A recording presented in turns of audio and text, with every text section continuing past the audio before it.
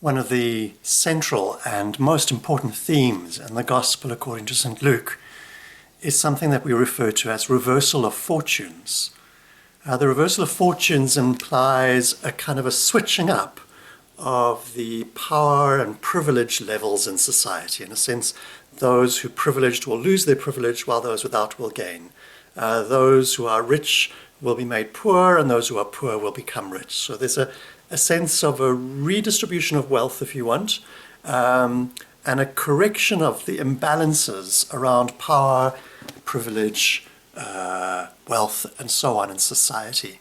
And throughout the Gospel according to St. Luke, we get repeatedly these narratives that we have now referred to as reversal of fortunes. Of course, that term is not used in the Bible itself. We get it really most powerfully at the beginning in Mary's song in Luke chapter 1, when Mary writes, "He has brought down rulers from their thrones, but lifted up the humble. He has filled the hungry with good things, but he has sent the rich away empty." Can we see that as that reversal of fortunes? In fact, Mary's entire song is filled with the idea of the reversal of fortunes. We get it to a degree in Jesus' manifesto in Luke chapter 4, when Jesus comes out of the wilderness and goes into the temple and begins to preach. And he says that the Spirit of the Lord is upon me because he has anointed me to proclaim good news to the poor. And then as he unpacks what that good news is, he has sent me to proclaim freedom for the prisoners, recovery of sight for the blind, to set free the oppressed, and to proclaim the year of the Lord's favor. He doesn't really speak about bringing down the rich and the powerful, but he certainly does speak about reversing the fortunes of those who are struggling in society. We get this in the passage in Luke where Jesus says, the first shall be last and the last shall be first. Another passage saying of Jesus that comes up in many of the Gospels. And perhaps most powerfully and profoundly, we get the reversal of fortune in the death and in the resurrection of Jesus Christ. And so what was intended to be an annihilation of the Son of God in the crucifixion becomes the engine, if you want, for his resurrection, his ascension, and also his overcoming of sin and death in the world.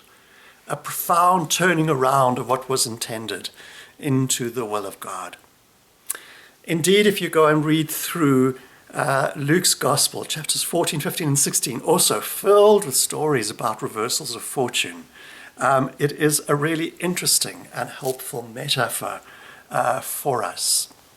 Today, the reading that's been set before us comes from Luke chapter 6. And I'm just using two verses, verses 20 and 21, which are, in a sense, beatitudes or blessings. Sorry about that. And they're paralleled in verses 24 and 25 with a pair of woes that say much the same thing. So let me read this passage to you. Jesus looks at his disciples and he says, "Blessed are you who are poor, for yours is the kingdom of God. Blessed are you who now hunger, for you will be satisfied. Blessed are you who weep now, for you will laugh." Can you see the reversal of fortunes here? Clear reversals of fortunes from being poor to having ownership or inheritance of the kingdom of God, from being hungry to being satisfied, and from weeping to laughter. He gives us this clear sense of an improvement in the lot of those whose life is currently struggling. In the subsequent passage, when he gives the woes, he does the opposite. He speaks to those who are rich and says that they now have had everything that they want, and so they're not going to get anything later, and so on. And so he does the other half of the reversal. What stands out for me in this passage, particularly today, is Jesus' use of the word now in two of the lines. So there's three passages here. And in the second and the third one, Jesus contrasts what life is like now with what life will be like in the future. So he says, Blessed are you who hunger now, in this present moment today, for you will be satisfied. And the will be implies what now is different from what will be in the future. And similarly, blessed are you who weep now, for you will laugh. He brings in here a sense of time. And that for me points from where we are in this present moment all the way through to eternity at the far end. He's inviting us to have an eternal perspective, to recognize that the way that our lives are right in this moment is not necessarily how life is going to be for the rest of eternity, that there can be a reversal of fortunes, and that our present suffering, which in an eternal perspective is really momentary, will transform into an eternal joy as we live out eternity in God's presence. Well, in the very first line, Jesus says it in the present tense, though. He said, blessed are you who are poor, for yours is the kingdom of God.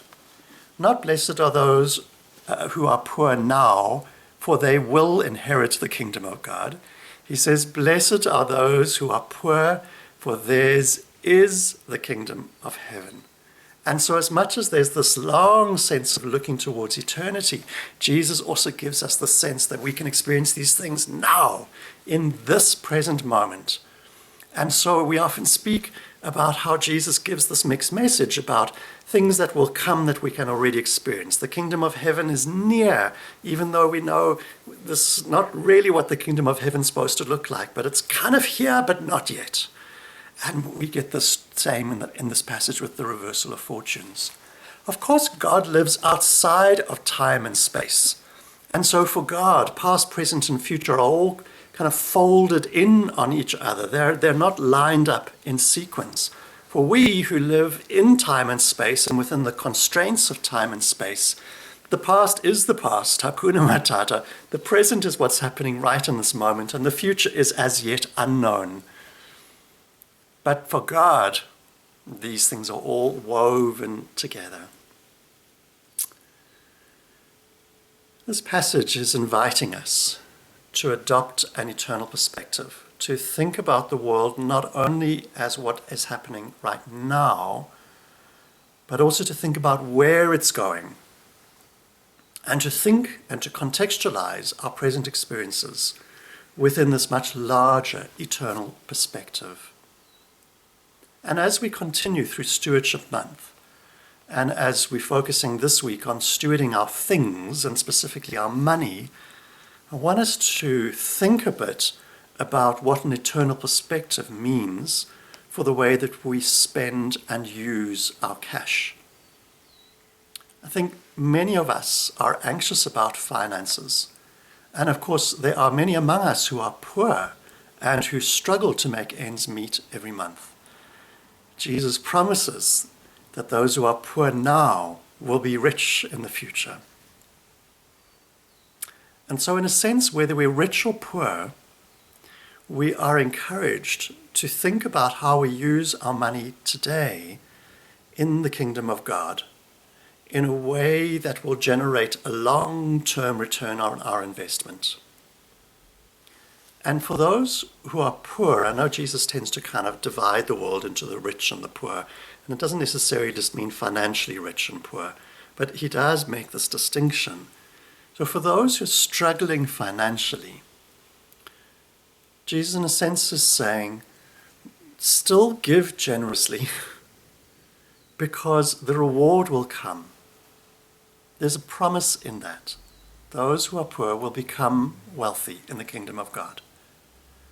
For those who are wealthy, there's a warning that says if you rely on that wealth now, then you will have already received your reward and that will be all there is. There won't be anything more later. And so there's even greater pressure on those who have some money. And wealthy doesn't necessarily mean to be fabulously wealthy. You don't have to be Bill Gates to be considered wealthy. But those who have a bit more money need to be even more generous in how they give, so that when the reversal of fortunes comes, we don't find ourselves on the downside. Friends, it's quite hard just talking so bluntly about money, but Jesus talks quite a lot about money, and he's quite clear that money is not everything, and that what we have, we need to use to build the kingdom of God. And that when we invest in the kingdom of God, with our money and with our time, with our skills, with our gifts, with everything that we have, when we invest in building the kingdom of God in the now, even if the now is difficult, the reward in eternity will more than make up for it. So I encourage you, as we think about giving to the work of God through the local church, to be generous and to think about the long term and to think about eternity and to think about the reversal of fortunes.